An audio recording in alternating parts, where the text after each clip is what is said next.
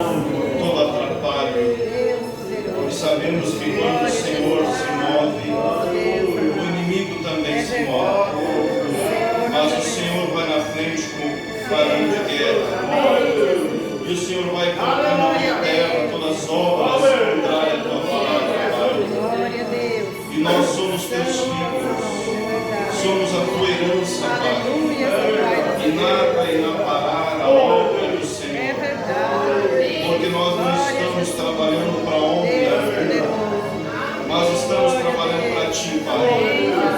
Que a graça do Senhor visite cada coração nessa noite, fale com cada um de nós, ore por cada um dos nossos irmãos que estão enfermos, aqueles que, ó Deus, não podem estar aqui, mas o Senhor é aquele Deus que está sempre presente. Fala com todos nós, Pai. Eu me entrego em tuas mãos como uma ferramenta agora para entregar o teu recado ao teus filhos, em nome do Senhor Jesus Cristo. Perdoa todas as nossas falhas. Amém. Graças a Deus. Deus abençoe a todos os irmãos. Sempre é muito bom estarmos na casa de Deus e para louvar a Deus nessa boa atmosfera, para participarmos da ceia, e sempre devemos estar com o coração aberto para ouvir a palavra de Deus. E nunca esqueçam de uma coisa: quando Deus se move, o inimigo também se move. Deus tem nos abençoado, mas o inimigo ele vai tentar sempre atrapalhar. Mas nós, como disse na oração, não estamos trabalhando para homem algum, mas para Deus. Amém? Quero convidar vocês para ler as Escrituras no livro de Marcos, capítulo 10, melhor, Lucas, capítulo 12, versículo 15. Nós estivemos orando pela mãe do irmão Vladimir, estive ligando para ele, foi a irmã Dorcas, né? Foi que me passou a informação para ela estar hospitalizada, ou a irmã Noite? Foi você? Mas já está em casa, né? Está em casa, está bem, e Deus não desampara os seus filhos. Depois a gente vai lá pessoalmente fazer uma visita para ela, levar a ceia. Depois, e sempre, irmão, a gente às vezes está envolvido aqui e ali, a gente é humano, às vezes esquece.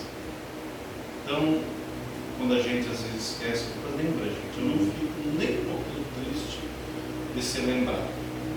A gente está aqui e ali, esquece. Então, quando você sabe de alguém, precisa de uma visita, avisa a gente que com o maior prazer a gente vai. Deus conhece o meu coração. Então eu já tenho, inclusive, para Erechim, já tenho 3 irmãos na lista, que agora a próxima vez eu estarei visitando. Para que possamos caminhar.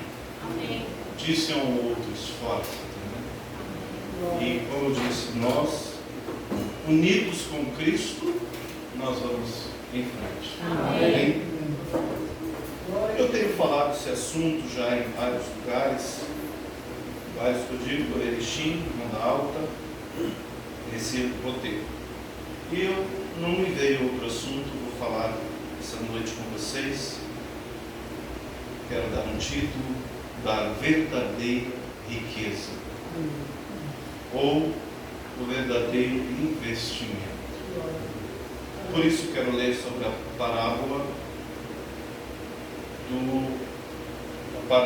rico insensato. Diz assim a Bíblia, Lucas capítulo 12, versículo 13, diz assim: E disse-lhes um da multidão: Mestre, dize a meu irmão que reparta comigo a herança.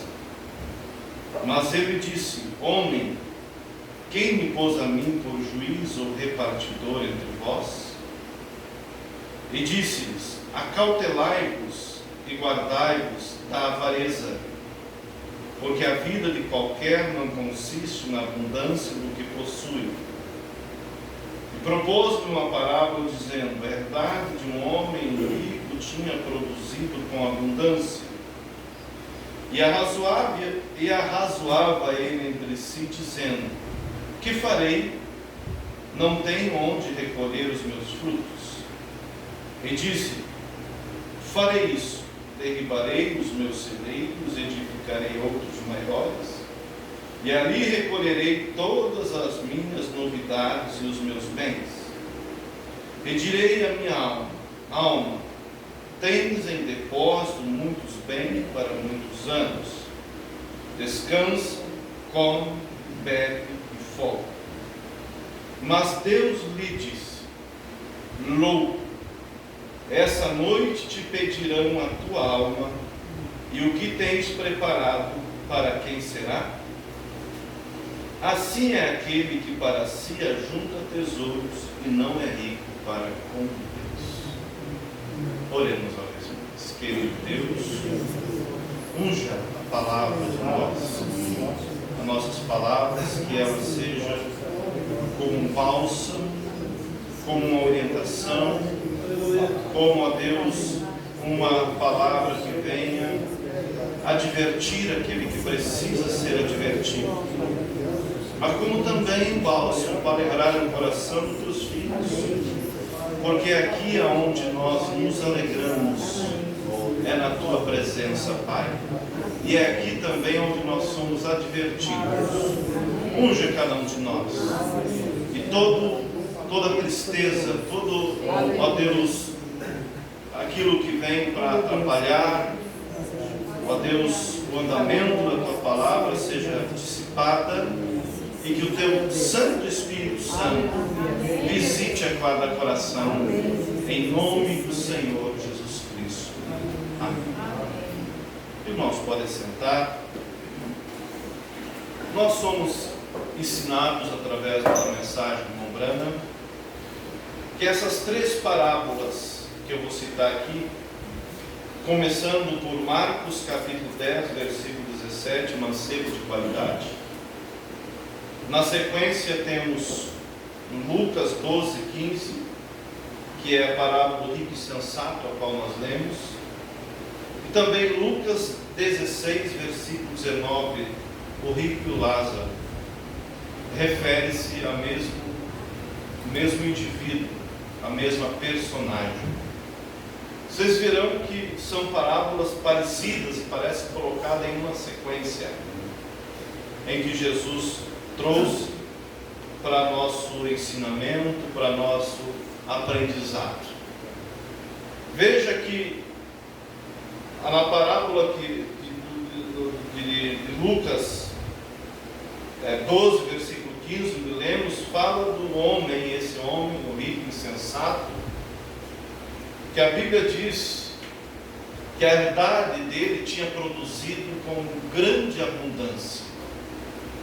E arrazoava ele entre si, dizendo: que farei com todas as minhas novidades? Não tenho aonde guardar tudo. E aí ele mesmo se responde e diz: derribarei celeiros, farei outros maiores, e depois direi para minha alma: descansa, come, bebe e folga, porque tens bens para muitos dias. Mas naquela mesma noite ele ouviu uma voz que disse: louco, hoje te pedirão a tua alma, e o que tens preparado, para quem será? Sabemos que depois da advertência vem juízo, e todas as pessoas, por menor ou por maior que tenha sido advertido, mas todos são advertidos. De uma forma ou outra, Deus adverte. Seja através de um conselho, seja através da consciência, seja através do testemunho de um irmão. Porque hoje nós pregamos aqui para quantos? Em torno de 22, 23 pessoas, né, mais ou menos. Mas quantas pessoas que você pregou com o teu testemunho durante a tua vida? Uma vida que não conta piada, uma vida de um homem limpo, reto, que não vive cobiçando, que não vive saindo, uma vida de uma irmã que vive, veste decentemente, se porta como uma cristã. Isso é uma pregação.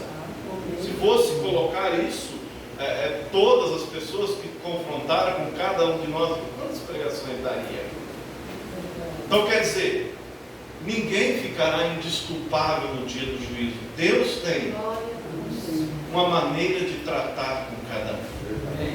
Eu lembro, irmãos, quando eu trabalhava numa concessionária, uns 25 anos atrás, por aí, eu lembro que eu estava trabalhando ali, e eu estava cantando esse hino que, acho que não é esse que o irmão cantou não, mas é aquele hino que diz assim, foge o nome agora, mas é um hino bem assim que fala mesmo, os prazeres da vida não te satisfarão, mas na hora final da vida, os prazeres não te satisfarão.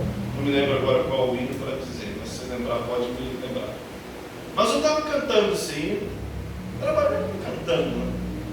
E assim, parede, havia do outro lado uma mulher que estava trabalhando do outro lado lá, e sonhava que ela estava escutando, né? E depois ela disse, aquele hino que você estava cantando, isso realmente fala profundo. Quer dizer, foi uma pregação para ela. Agora, competiu a ela pôr em prática ou não pôr.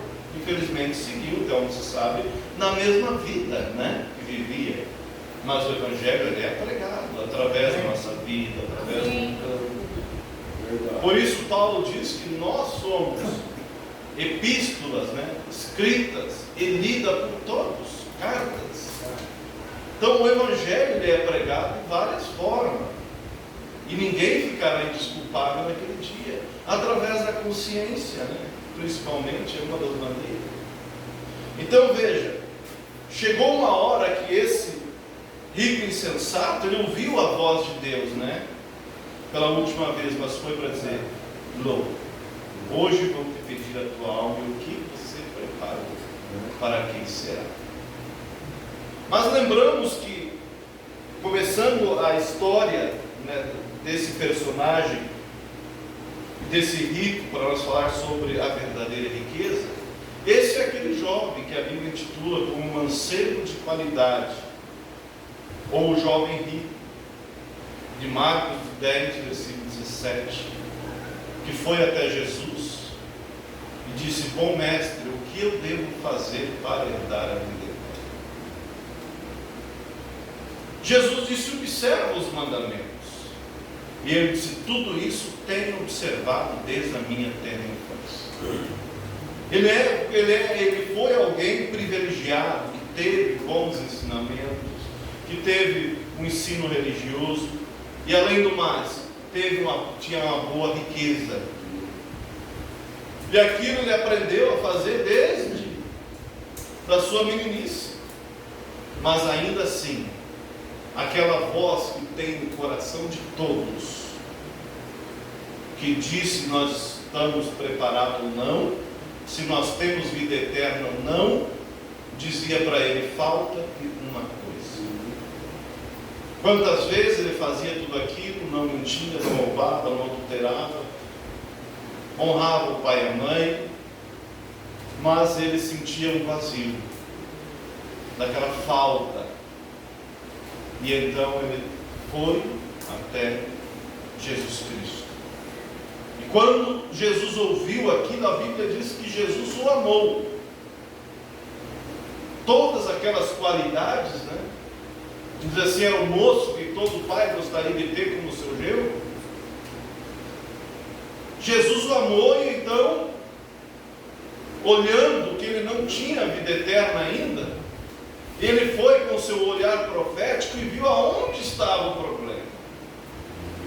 Uma aparência, como diz, uma aparência intocável, mas tinha um pontinho lá que estava segurando ele no mundo, que estava impedindo ele de ter a vida eterna.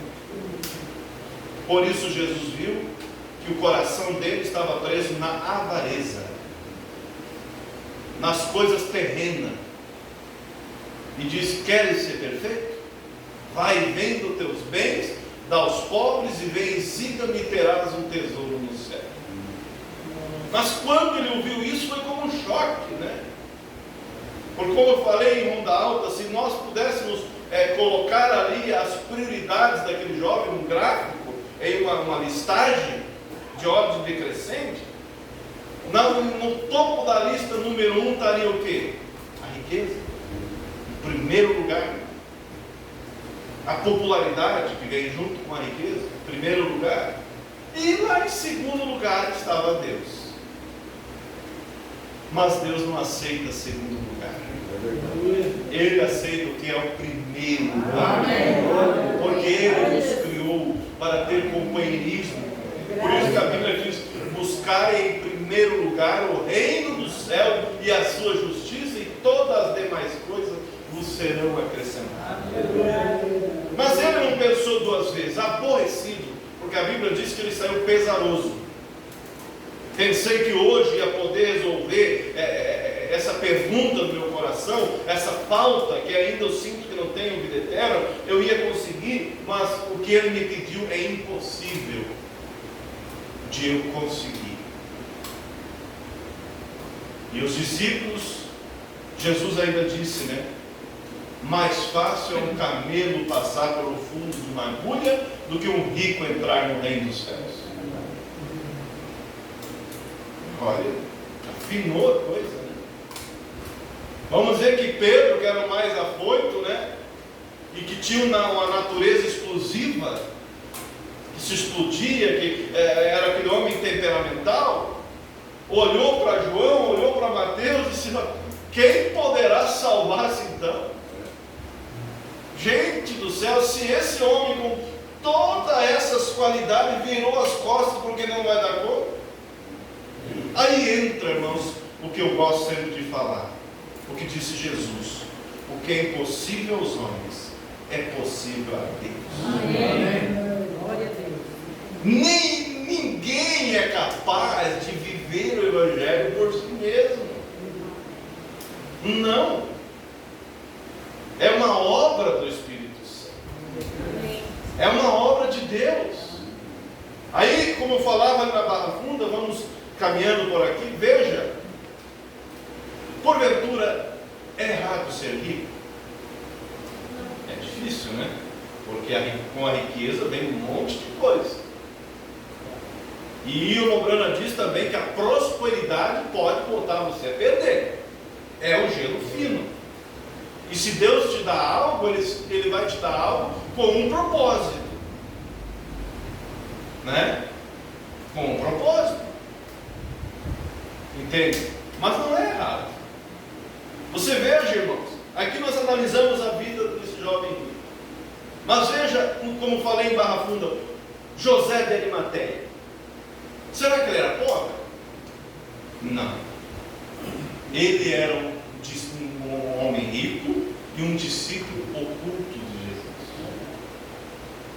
Até então ele estava, vamos dizer assim, meio que preso pela popularidade, pela riqueza, mas ele estava seguindo Jesus lá de longe. Desculpa a expressão que eu vou usar o irmão Natanael só como um exemplo. Quem sabe ele estava lá fora assistindo o culto para não se aparecer, mas ele estava ali. Ele estava seguindo meio que o culto. Um homem popular, um homem conhecido, um homem muito do dinheiro. E agora, se eu seguir esse homem que eu creio que é o Cristo verdadeiro, que é o profeta verdadeiro, mas olha o que as pessoas dizem dele, que ele é filho bastardo, ilegítimo. Também dizem lá os religiosos que ele é Beelzebul. Que complicado. Mas eu creio que ele é o verdadeiro. E ali estava ele ocultamente seguindo a Jesus. Mas Deus permite circunstâncias para que o verdadeiro saia do ocultismo. Quando Cristo padeceu, foi morto, estava lá desfigurado, despido na cruz, seus discípulos o haviam abandonado. Aí ele disse: agora é a hora de eu sair do ocultismo. Não dá mais para ficar assim. Eu vou ter que tomar uma posição agora. Ele precisa de mim. Quem tinha condição, vamos dizer assim, condição moral, não é moral, quer dizer assim, uma condição para ir pedir o corpo para Pilatos? É ele. E ele foi. Pediu o corpo de Pilatos. Já tinha lá conseguido ou mandou comprar um lençol de linho fino. Envolveu o mestre. Colocou o mestre aonde? Na sua própria sepultura. Aqui está a sepultura que eu fiz para mim, para a minha família, com todo o cuidado, mas agora eu não vou precisar, agora ele precisa, eu vou ceder para ele. Veja que o coração dele não estava preso nas coisas terrenas. E chegou uma hora que ele tomou uma posição e teve essa linda colocação no ministério de Jesus Cristo. Era um homem rico, mas que se posicionou. E hoje é onde ele está. Eu admiro, não é muito pregado sobre José de Arimateia. Não se fala muito. Mas se existe um personagem bíblico que eu admiro, é José de Arimateia. Quando estava Jesus ali, naquela situação, foi ele que intercedeu, que pegou o corpo. Foi ele que envolveu num lençol de linho. Foi ele que colocou em sua própria sepultura. Depois, quem sabe, ele mandou fazer outra para ele. Tomou uma posição. Então vocês vejam, irmãos, não é a questão por ser um problema ou outro. A questão é que ninguém vence por si mesmo. A questão é que qualquer coisa, uns têm um ponto fraco em um lado, outros têm um ponto fraco no outro lado. Todos temos que lutar. Mas o mesmo Jesus, vamos dizer assim, que tornou um José de Arimateia fora do ocultismo, se tornou um homem pronto para agir, é o mesmo Jesus que está hoje aqui para nós. O que o jovem rico deveria ter feito e não fez? Senhor, realmente eu vou dizer para o Senhor, tudo isso que o Senhor falou dos 10 mandamentos eu consegui fazer, tirei de letra, mas isso aqui eu não consigo. Mas o Senhor me ajuda, porque eu não quero voltar embora sem vida eterna. Mas ele não fez isso. Depois nós vemos na parábola essa que lemos, né? Depois vemos aonde? Na parábola do rico e o Lázaro. E o rico morreu e foi sepultado. E Lázaro morreu e foi levado pelos anjos ao seio de Abraão. Aí eu te pergunto, quem é o rico?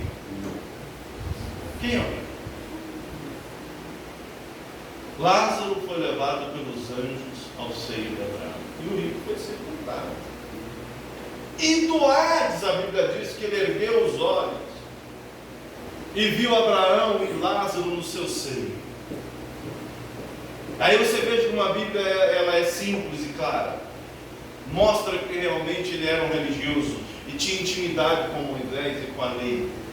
Não era um gentil, não era um pagão, era alguém que realmente conhecia a palavra de Deus. Porque quando ele dirige-se a palavra a Abraão, ele diz como pai Abraão.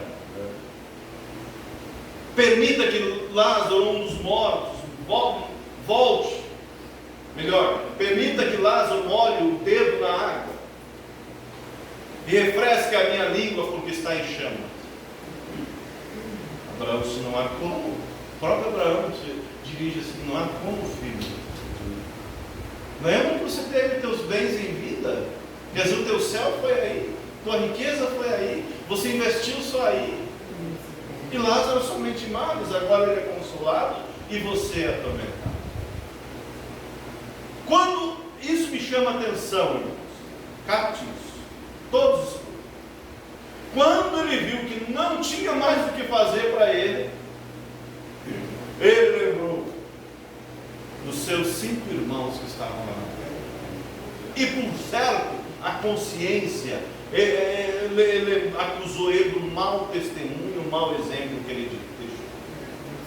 Lembra que eu falei que cada um de nós são epístolas, cartas, lidas, escritas e lidas por todos? Isso eu falei. Ele deixou um mau exemplo por certo, porque ele lembrou dos seus irmãos.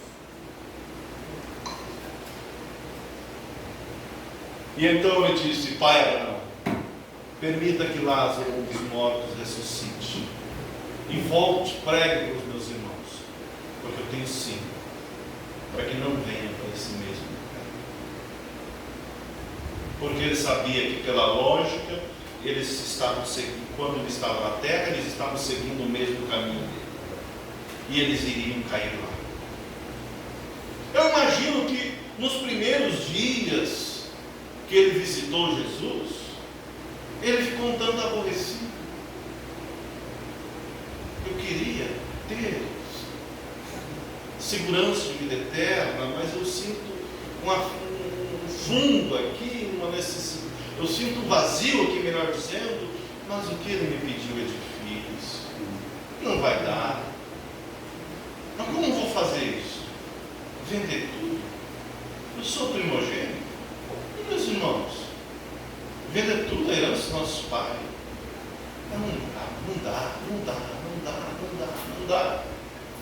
Mas um dia, como a Bíblia diz, quando Deus envia a verdade, a pessoa rejeita, o que acontece? Deus permite a operação do espírito do erro, para que então creia no erro.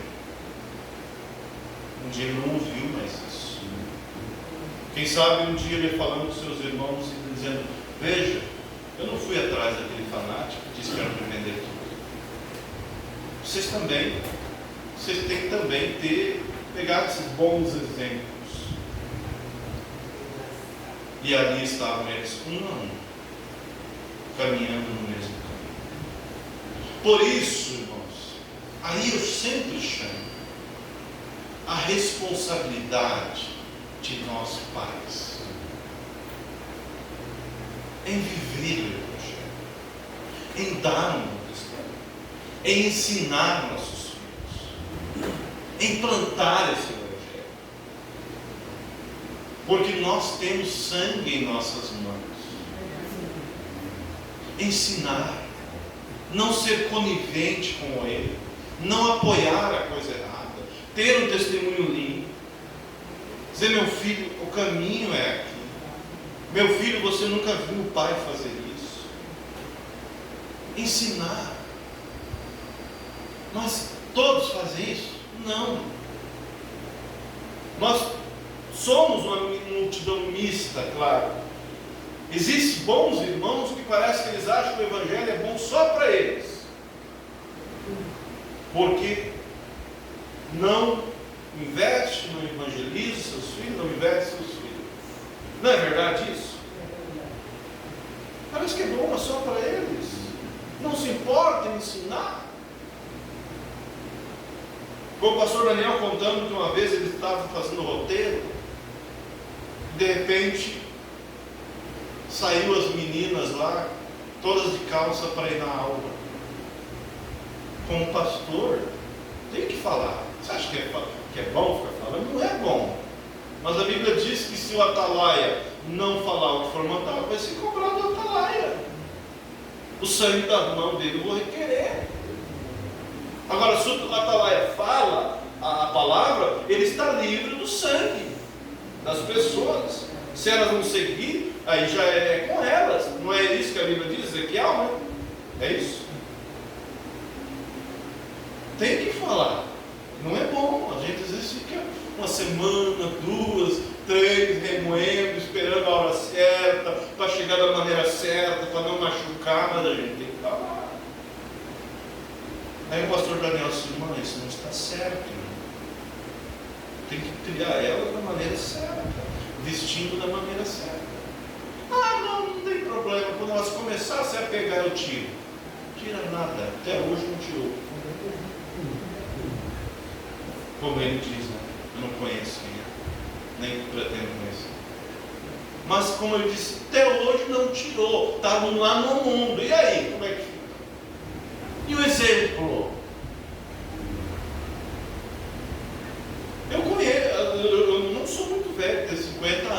apropriado na mensagem. A gente já tem um pouquinho de experiência, de pessoas que às vezes desvia, sai da igreja, com a criançadinha assim, sabe? E vai para o mundão. Mas, gente, se você andar um tantinho assim, eles vão andar um quarteirão. Vão andar um quarteirão. E aí, perdeu o mundo lá pelo, vamos dizer assim, lá por Sodoma, lá, porque ficou tudo. A deles, pelo que eu sei, que voltaram, mas esse filho voltou? Não. Porque deixou por lá. Eu conheço, você também conhece, e isso nós não queremos que aconteça com ninguém, por isso que nós pregamos, por isso que nós preocupamos, por isso que nós oramos, para que nós possamos ganhar os nossos. Não como o jovem rico que não ganhou, pelo contrário, perdeu, chegou no inferno, se deu conta, e agora? Um a um vai cair aqui. Ele sabia que era aqui. E realmente. Então, o que é riqueza? O que é a verdadeira herança? Uma outra linha parecida, que talvez eu pregue mais para frente. A verdadeira herança da fé. Então veja, irmãos, simplesmente perdeu a oportunidade. Por isso que devemos, eu estou fazendo um parênteses aqui, invista em você, invista em teus filhos. Eu estou aqui, eu tive um pai e uma mãe que investiram. Tive, pela graça de Deus, pai e mãe que investiram. Que não só viveram, mas lutaram pela gente. Tive os meus deslizes lá quando era jovem, mas aqui estou de pé, pela graça de Deus. Entende? Então isso marca, a gente não esquece. Eu acho que foi aqui que eu contei uma vez, que quando eu era bem molequinho, porque eu lembro bem vago isso, aconteceu uma coisa lá na faculdade, e daí, não sei por que cargas d'água, me arrolaram como testemunha. Tinha envolvimento de um padrasto com uma criancinha, sabe? Talvez eu deva ter brincado, mas não sei certo. Sei que, não lembro certo, mas eu sei que eu fui arrolado como testemunha, junto com o pai, né? E aí eu lembro que eles vieram lá tentar fazer um acordo, para falar algumas coisas lá, que não era verdade. Eu lembro que meu pai disse assim, daquele jeito duro dele: doa onde doer, mas a verdade vai ser dita. Não é assim que é ensinado. Falar a verdade, nem que doa. Agora, mentir, não. Um pai que não é dizimista, será que vai ter um filho dizimista? É difícil. E a Bíblia? Isso pode ser enquadrado aonde? No furto? Pode ser também ser enquadrado como o jovem, a parábola do rico insensato, como é que chama? Me fugiu agora. Quando a pessoa ela é agarrada com as coisas terrenas. Como? Que era com o pecado da idolatria, né? Essa palavra que está me fugindo aqui. É isso. Então, o que nós precisamos é investir nas coisas corretas. Glória a Deus. Investir naquilo que permanece. Glória a Deus. Naquilo que é duradouro. Agora veja, irmãos, quantas pessoas também, por outro lado, já estão lá, na glória. Glória a Deus. E sabem que é questão de tempo e eles chegarão lá. Porque deixaram o exemplo. Você veja, falando sobre Zaqueu. Zaqueu também era um homem que era rico, que era publicano, que não tinha, vamos dizer assim, não tinha condições moral de estar nas reuniões de Cristo. Mas ele fez o que? Ele lutou, desejou, foi.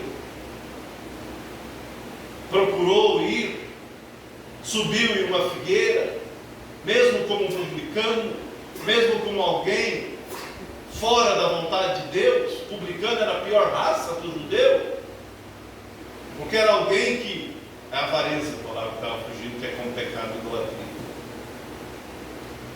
Então veja, como um publicano, traidor da sua pátria, cobrava imposto do seu povo para os romanos. Quem que queria ter amizade com o publicano? Ninguém. Mas havia um desejo no coração dele por salvação, por vida eterna.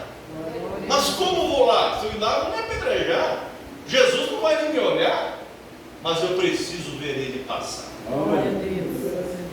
E ele subiu em uma figueira, não é? E a fé dele, o desejo dele, capte isso, o desejo dele fez contato com Jesus Cristo. Glória a Deus. Por isso que a Bíblia diz que Deus concede o desejo do nosso coração. Sabia que a Bíblia diz isso em Salmos? Que Ele concede o desejo do nosso coração? Sim, concede.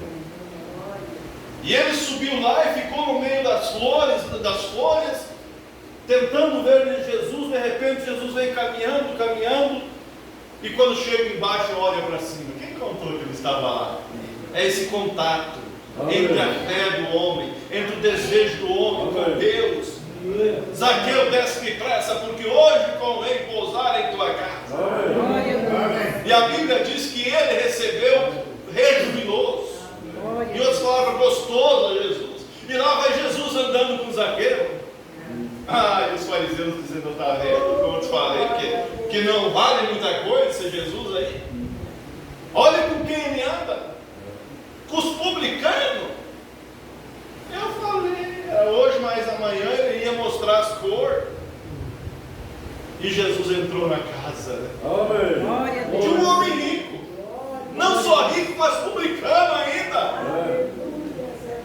Mas que o coração almejava por vida eterna. Que o coração almejava pela verdadeira riqueza, que é os céus, a glória, a eternidade. Glória a Jesus.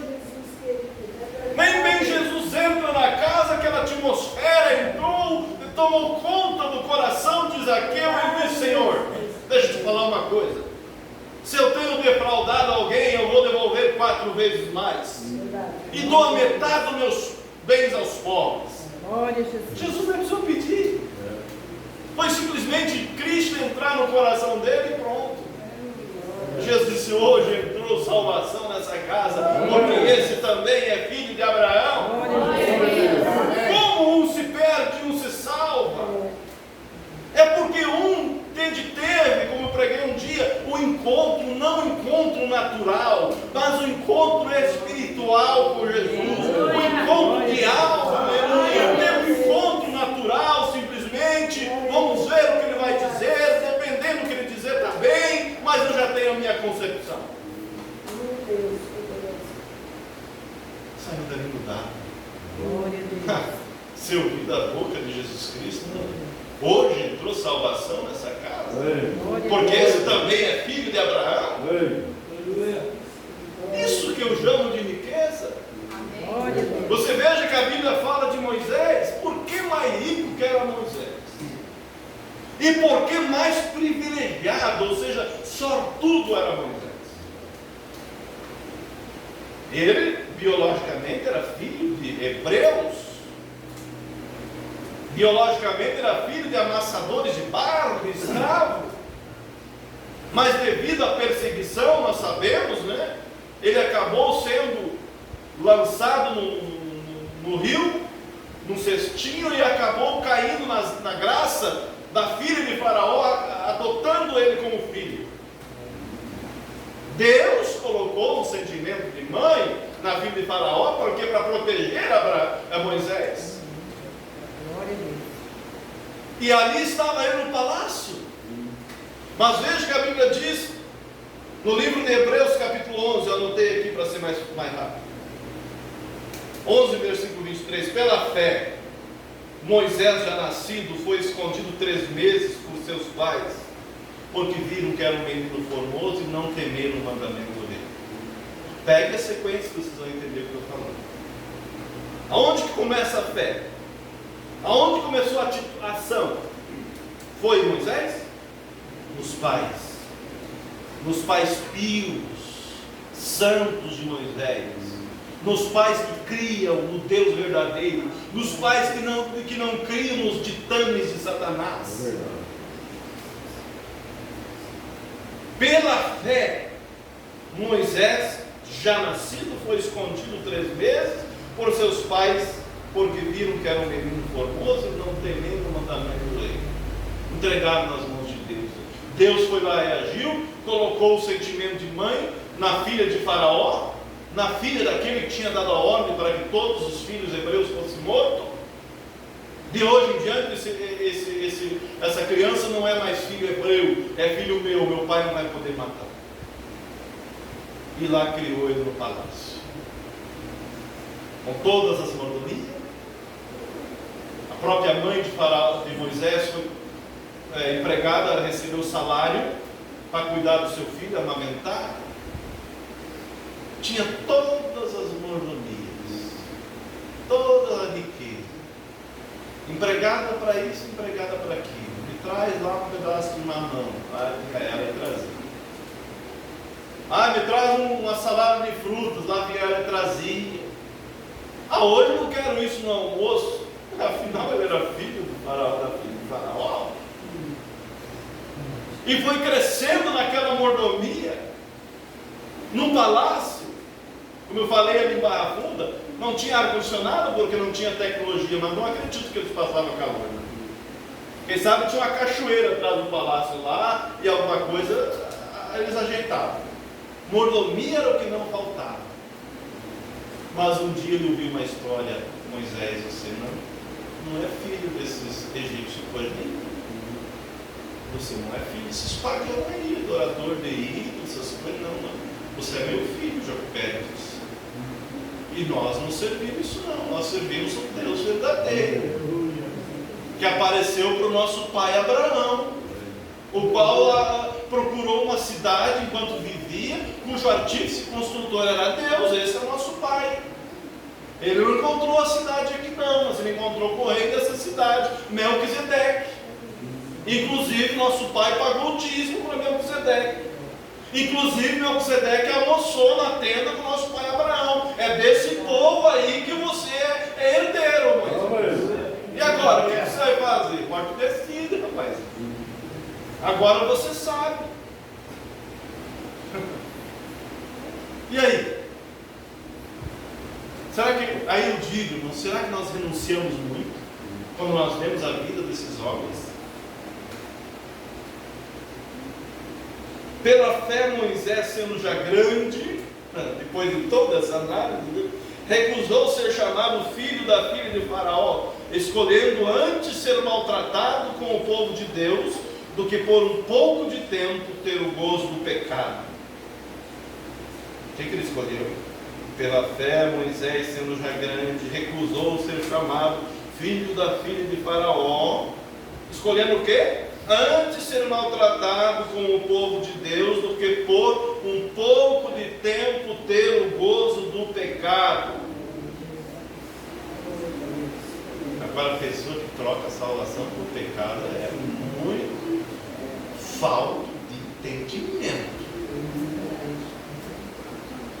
Uns míseros anos aqui, quando conhecemos o que conhecemos, irmão. Por isso, se é para ser cristão, é para ser cristão. Então, vai de uma vez, comer a nota. E foi o que Moisés pensou. Se é para mim desfrutar dos tesouros do Egito, tudo bem. Mas e depois?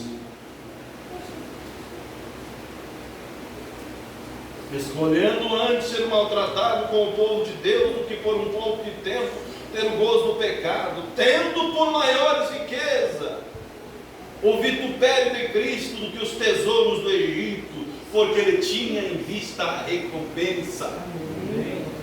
Como que ele tinha em vista? Por fé. Você viu o novo céu e a nova terra? Não viu? Você já esteve lá? Não esteve? Mas você crê? Eu creio. Porque a Bíblia diz que as lutas desse tempo presente não hão de se comparar com a glória que em nós há de ser revelada. Eu creio.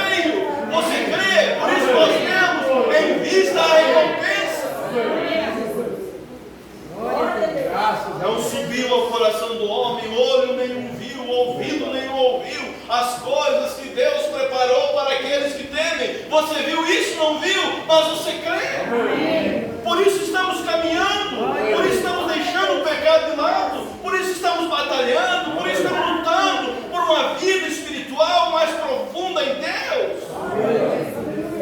Por fé. Mas às vezes no decorrer da caminhada acontecem percalços, acontecem problemas, acontece dificuldade, que às vezes quase derruba a nossa fé, mas Deus é aquele que mantém. Mantém a nossa fé. Quando Pedro negou Jesus ali, chorou amargamente, desistiu de tudo, voltou para as redes, mas Cristo, após a ressurreição, foi ter um particular com Pedro, foi ter, vamos dizer assim, uma visita ministerial, uma visita pastoral, e disse: Pedro, tu me amas? Sim, Senhor, eu te amo. Apacenta as minhas ovelhas. Apagou a primeira negativa. Segunda vez: Pedro, tu me amas? Sim, Senhor, eu te amo. Apacenta os meus cordeiros. Apagou a segunda negativa, porque agora era 2 vezes ele confessou que amava, e Jesus sabia que amava. Amém. E eu creio que foi nessa terceira vez que arrancou o melhor que tinha naquele coração.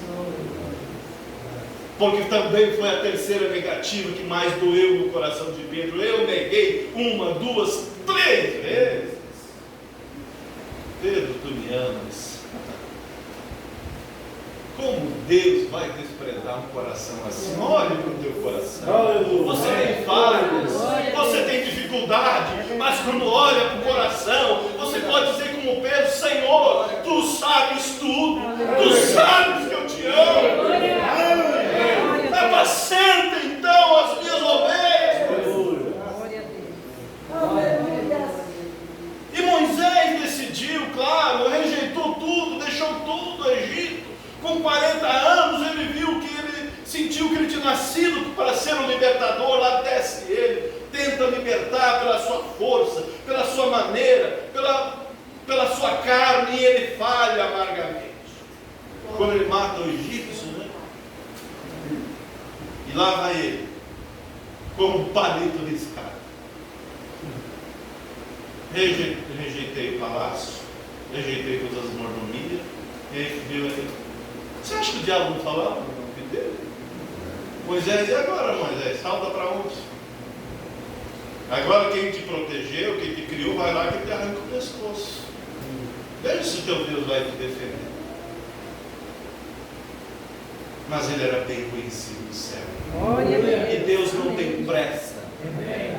Entende? Ele faz a coisa no tempo correto. 40 anos se passou, agora já com 80.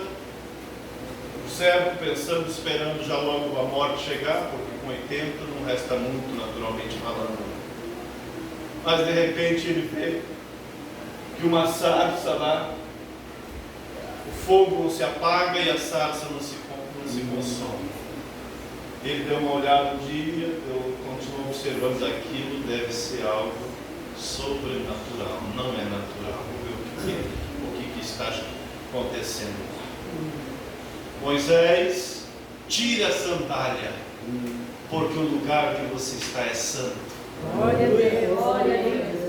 E hoje nós estamos no lugar santo, que é a presença de Deus. Todo demônio tem que ir embora, todo demônio de opressão, todo demônio de incredulidade, porque nós estamos no lugar santo, na presença de Deus. Tira a sandália, Moisés, porque o lugar que você está é santo. Opa, tirou a sandália rapidinho, estou diante da presença do Deus de Abraão. Glória a Jesus. Glória a Deus. Aquele que eu disse, larguei o Egito para servir ele. Pensei que ele tinha me esquecido, pensei que ele não se importava comigo, mas está aí, ó. Amém. Glória a Deus. Que surpresa! Moisés tem ouvido o clamor do meu povo. Estou te enviando para libertar. Glória a Deus. Olha os pecados. Senhor, envia quem o Senhor tem que enviar, eu não. Argumento ele tinha muito. Senhor, você não lembra que eu estava lá, que fui criado lá no palácio de Faraó, sobre todos os treinamentos, quando eu estava um homem já na idade correta, forte, com todas as capacitações, tentei fazer isso que o Senhor está me mandando e fracassei, tive que fugir. Agora vai tentando se me mandar para lá? Não, eu não. A Bíblia não relata isso, né? Mas ele tinha argumento para dizer isso? Não. Porque ele disse: manda que o Senhor tem que enviar, eu não. Ele disse: não, você vai. Você vai porque você vai. Porque você é uma ferramenta em minhas mãos. Você tem, como quero dizer assim, você tem crédito diante de mim, Moisés. Não esqueci de você. Quando você decidiu por mim, não foi por acaso. Você não errou quando decidiu por mim, Moisés. Você vai. Amém. Mas eu não sei falar para o Senhor. Arão, teu irmão, sabe falar. E muito bem. Você será Deus para ele. E ele será o teu profeta. Glória a Deus. Agora vai ou não vai? Nós amparados por Deus. O homem pensou que era palito riscado, mas nada. Deus confiava uma missão para ele. Invasão de um homem só.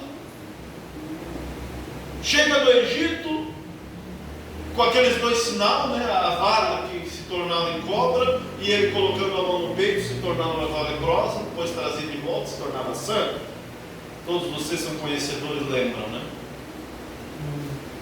Chega lá, vai fazer o sinal diante de Faraó que Deus mandou, a vara se tornou cobra.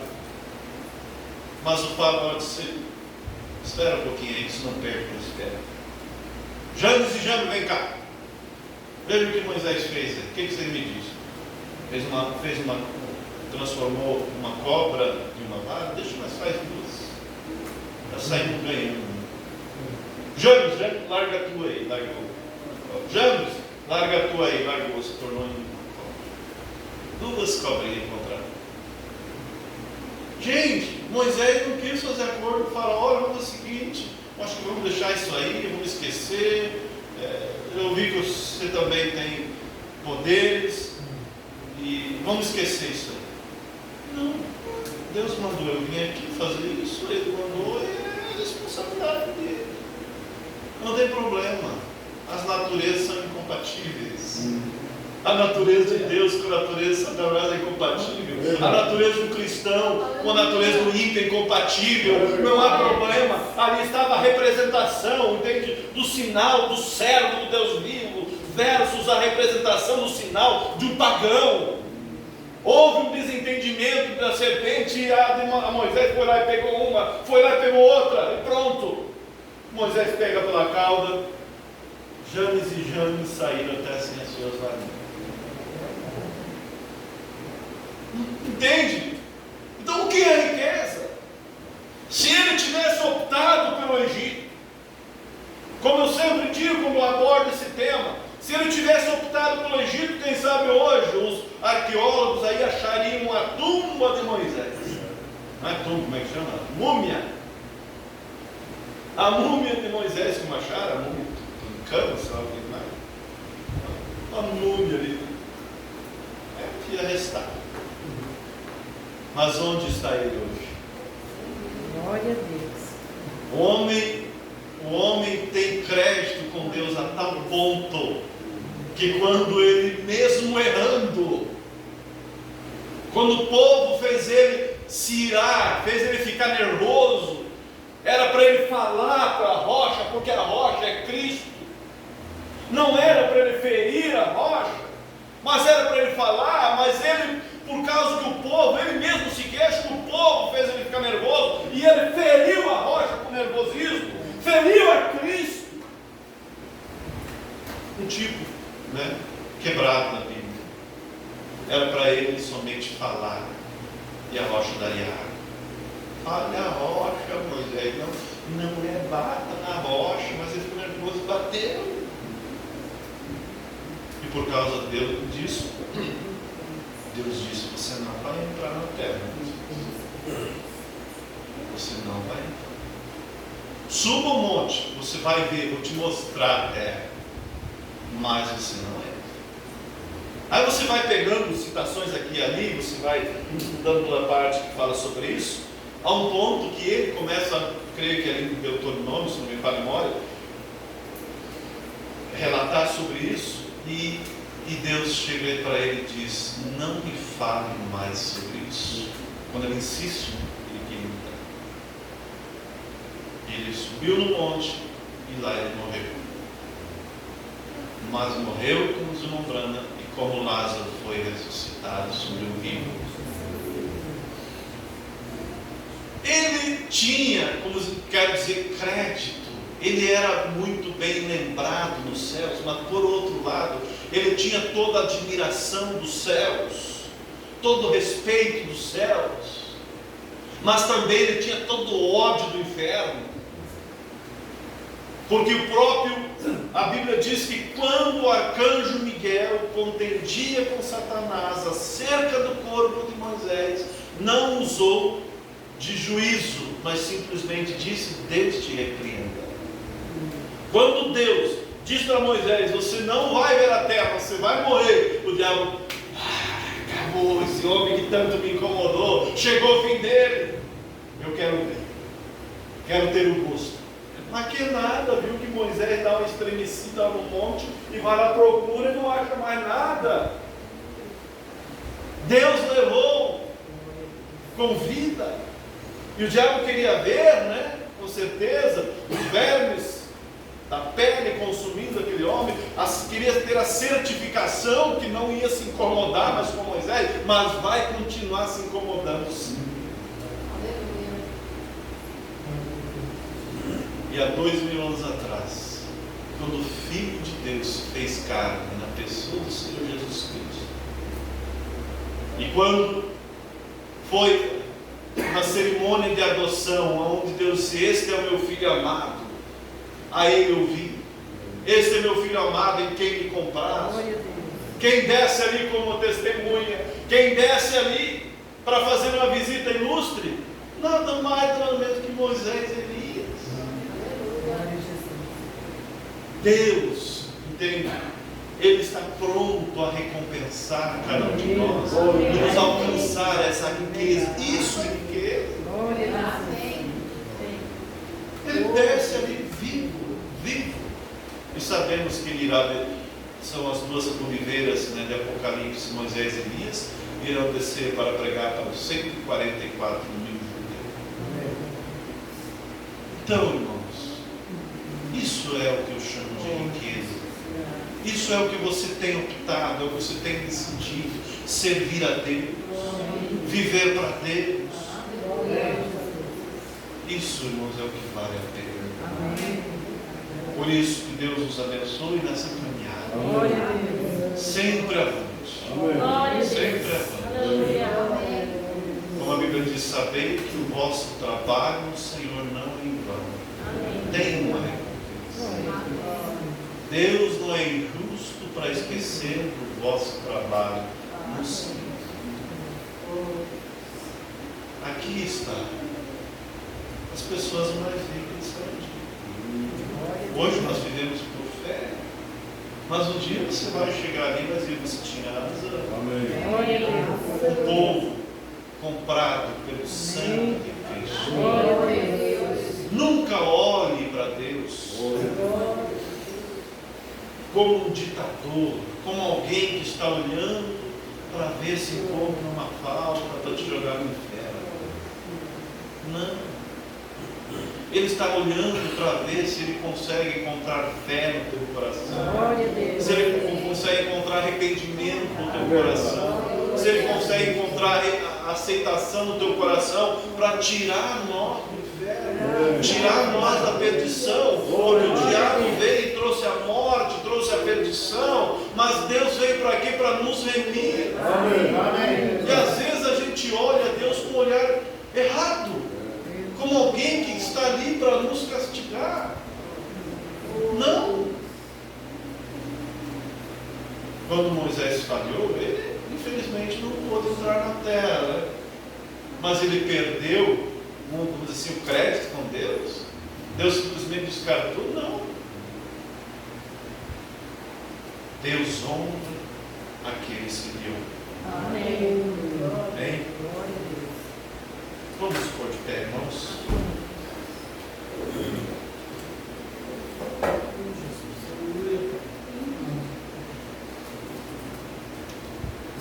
Que Deus complete essas palavras nos corações. O que a gente pode fazer é falar, né? Mas Deus pode colocar isso aí. Amém. Assim,